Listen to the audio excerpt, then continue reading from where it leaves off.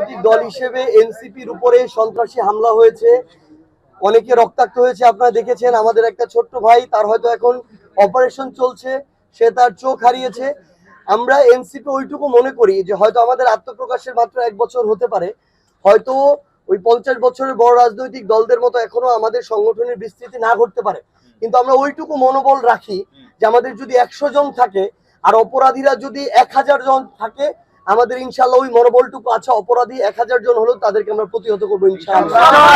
এবং বিএনপি যদি স্বৈরাচারের যে পূর্ববর্তী আমল, যেটা দ্বারা তারাও জুলুমের শিকার, সেটার পুনরাবৃত্তি না করতে চায়, তাহলে ছাত্রদল যেভাবে ধীরে ধীরে সন্ত্রাসী কায়দায় তাদের কার্যক্রম পরিচালনা শুরু করেছে এবং সন্ত্রাসী সংগঠন হওয়ার পথে পা বাড়াচ্ছে, এটাতে জনাব তারেক রহমানকে লাগাম টানতে হবে। AKS অর্জন করলো গিনেস ওয়ার্ল্ড রেকর্ডস।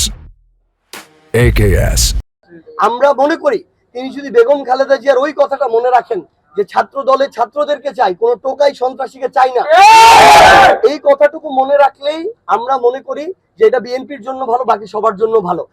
যখন সর্বশেষ একটা মামলা দায়েরের জন্য আমার পার্টির আহ্বায়ক এবং দক্ষিণাঞ্চলের মুখ্য সংগঠক হাসনাত আব্দুল্লাহরা একটা পুলিশ ফাঁড়িতে যায়, সেখানে আমাদেরকে, আমরা হয়তো সেখানে 100 জন ছিলাম, আমাদেরকে বাধা দেওয়ার জন্য পুলিশের বিভিন্ন ফোর্সের 500 জন ছিল।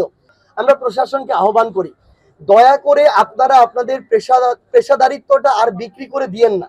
যদি এটা করেন, হয়তো এমন হবে আগামীতে বাংলাদেশ পুলিশ নামক এই প্রতিষ্ঠানটা বাংলাদেশে আর থাকবেই না, মানুষের সামনে কোনোদিন মাথা উঁচু করে দাঁড়াতে পারবে না। আপনারা আপনাদের পেশাদারিত্ব বজায় রাখুন, আর যদি রাজনীতি করতে চান, বিএনপি করতে চান, তাহলে পোশাক বাদ দিয়ে সরাসরি রাজনীতিতে আসুন।